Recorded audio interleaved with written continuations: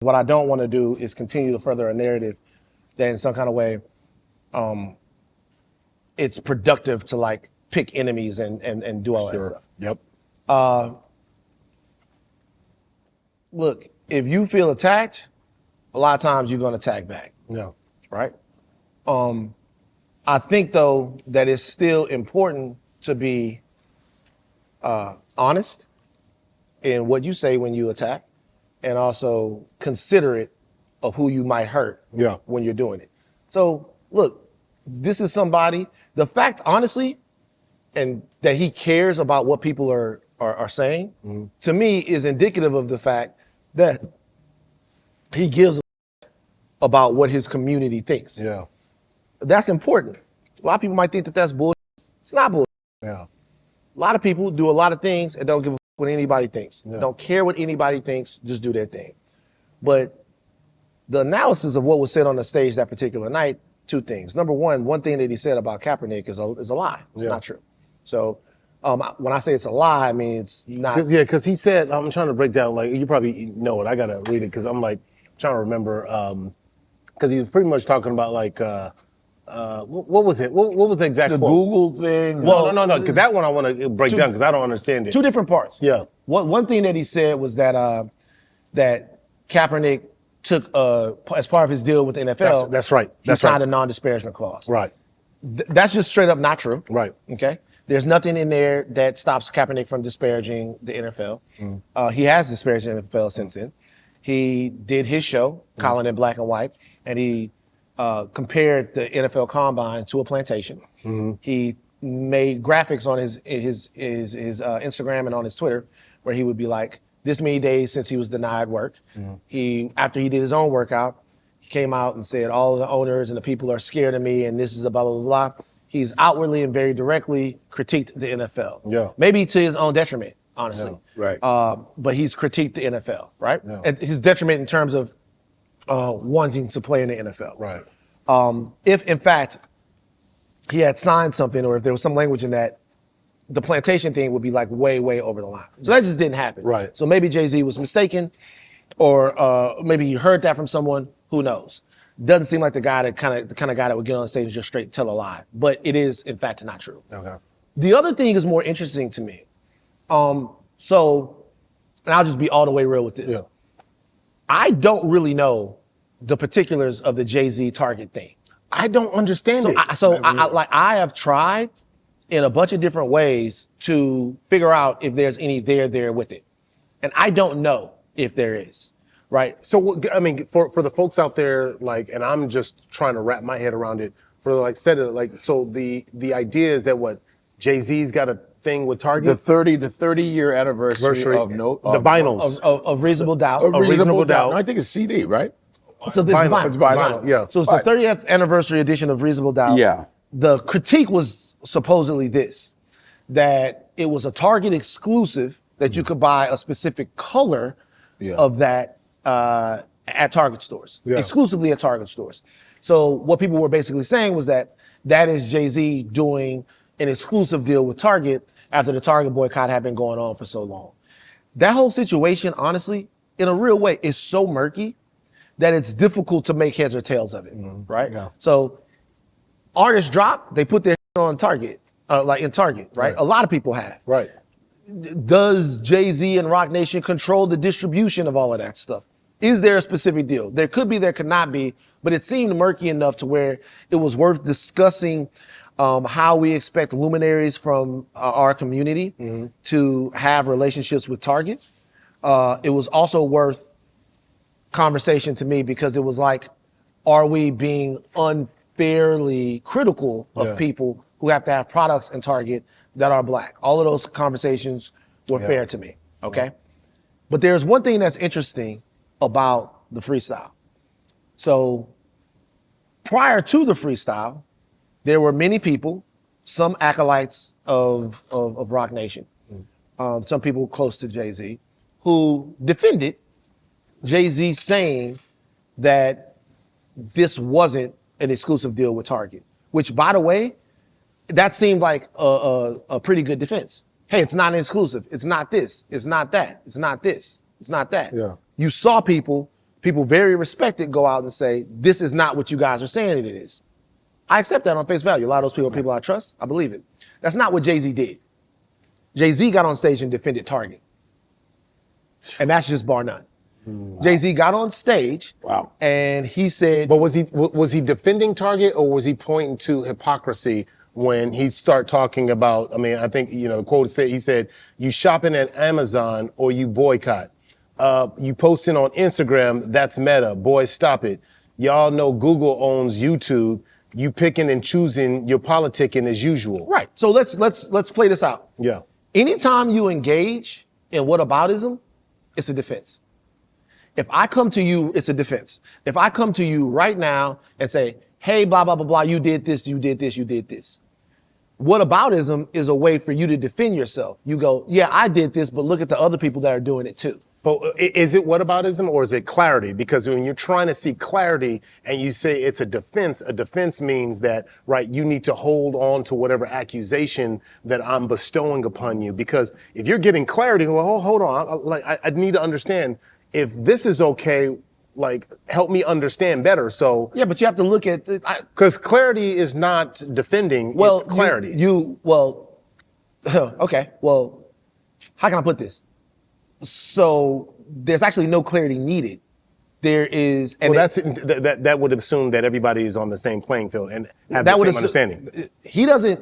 So I guess my thing is, if you want clarity about what the boycott is, I mean, you can call Tamika Mallory, somebody who's very close to Jay-Z, who has Tamika, my son, these are people that are instrumental in the Target boycott. Jamal Bryant. Like, these people are people that you can get on, if you want to know something about the Target boycott. That's not what happened. Okay. Right? What happened was the crowd, not the crowd, but the people at large were kind of indicted. The thesis there is that the Target boycott in and of itself is picking and choosing, right? That, hey, you're boycotting this, you think it's meaningful, but you're not boycotting that. You're boycotting this, you're thinking it's meaningful, but you're not boycotting Meta. You're not boycotting Google. Why are you doing that? Like, what's the point of that? The Target boycott is working. It's a boycott that's being effective. It's a boycott that's costing Target. Yeah. What's been the impact on? Do you know? I don't know the data on that. What's been the impact? So there's a couple of reasons how I know. Number one, the stock price has been low. But there's one way that I know that everybody should know more than anything that the Target boycott is being effective. Target is saying that the boycott is being effective. Yeah. Target is reaching out to Jamal Bryant. Target is reaching out to Al Sharpton. That's right. Target is saying uncle. Target is saying, how do we fix this? Yeah. Target is showing that the boycott is affecting them. If a boycott is ineffectual, if it doesn't matter, you don't hear anything from the company. Yeah. Right. I'll put it to you like this. I had to explain this to like one of my homeboys, right? I'm not even going to use that because that's not going to go over well. Because like every time I use a sex metaphor, I always get called a misogynist. So I'm not going to do that. Okay. But my point is this: no company wants anyone thinking about whether or not they should be shopping with them before they shop with them. What companies actually want is the opposite. They want you evangelizing to other people that you shop there. They want you to go to Target and show everybody what you bought. They want you to talk about how awesome it is in Target, how Target smells like popcorn. There's a Starbucks in Target. Yeah. There's an LGBTQ plus section in Target. If you go in Target, there's a part of Target that features all of these black brands. So even the mere thought that a portion of the black community might have that they shouldn't be shopping there, to be able to have that consciousness resonate is very, very meaningful. Damn right. The question is, when everybody else was saying that this wasn't an exclusive deal with them, he also said no exclusive. He did say that. But then what was the purpose of trying to defang the boycott? Like, what was the purpose of saying, hey, this boycott is kind of selective outrage because you're not boycotting all the companies? That's an interesting choice. Like, who doesn't know that Google owns YouTube? We know that. Who doesn't know that Meta owns? I actually interpreted it differently. Certainly. I interpreted it in a way that he was saying that, like, if you're gonna go all the way. Right? Like if you think about like some of the lawsuits with Meta right now with, all the mental stuff and, the mental health and all that other stuff, at what point do you stop? Do you just selectively choose this one? Yes. Or Yes. do you go Yes. towards Yes. and say, Yes. hey, well, if I'm going to go this one, I'm going to go here and here and here? Because Target, to me, it's a physical thing. You go into Target and you shop. A lot of families go in there because of their prices. That's something we can control. We barely have any control of a lot of things. But to be able to stop going to a store, What if you log off of Facebook? Here's the deal though. Here's the deal. We could do all of that. Yeah. You could be, if you wanted to, just go, hey, I'm gonna be in my house, making my clothes, milking the cow, building blocks to play with. I could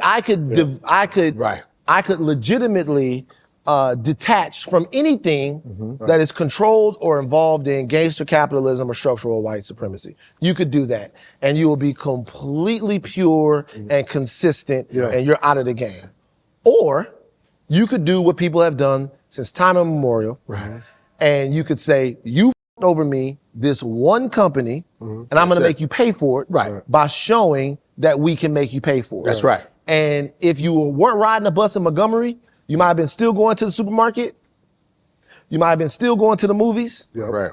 Like, sit-ins were protests that demanded you be a part of the business. That's right. Not protests that were boycotting being a part of them. There are all different types of ways to do this. But a way to depower it is to say that you're not doing enough.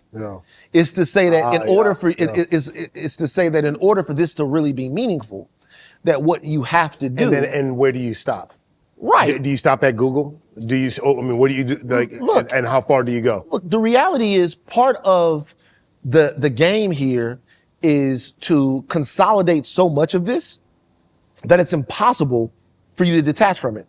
Why do you think Amazon wants to buy a newspaper, the Washington Post? Why do you think that Amazon wants to buy He-Man, right? You're watching the He-Man movie, which I'm watching. I love He-Man as a kid. I go see the movie. The Power of Grayskull, right? I had the power. We talked about it earlier. You're watching He-Man. Well, when you watch the movie, there's a part in the movie where He-Man gets chased down by an Amazon delivery truck, or there's an Amazon delivery truck in the shot. Part of making you kind of almost a slave to this stuff is consolidating this power. Is taking all of this stuff and buying it up. Is combining all of this stuff. So you have nowhere to go. You can't escape it. You can't. You can't get rid of it. So the reason why Google owns YouTube and all that stuff, it's a financial play, but it's also to spread their tentacles to the point to where you can't escape Google. You can't escape Meta. You can't escape Amazon.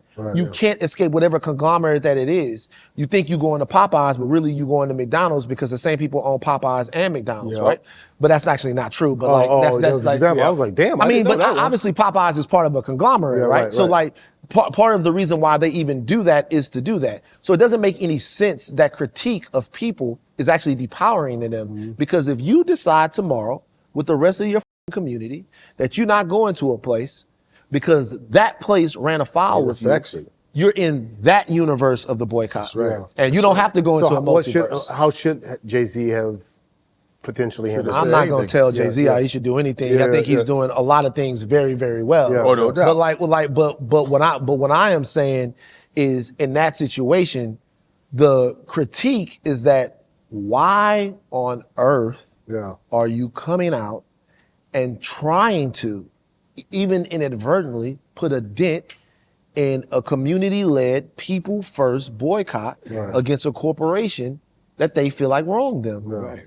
If anything, the only thing that should happen in a situation like that is people with that type of megaphone should just amplify that. Even if you don't amplify it, just don't say nothing. Hey, it's no exclusive. Cool. That's the bar. That's it. But at the moment you come out and tell people that what they're doing doesn't amount to anything because they're not doing it well enough, well, then what you're doing is minimizing what they are doing, which is not going to Target. New drop. It's in 154 collection, embroidered mask shirt. We got the soccer jerseys in. Gold. You can see it. Come on, you know what you got to do.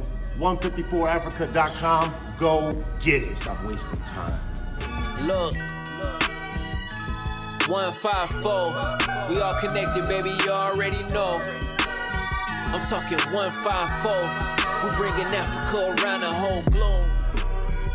Ain't no place like Ain't no place like home.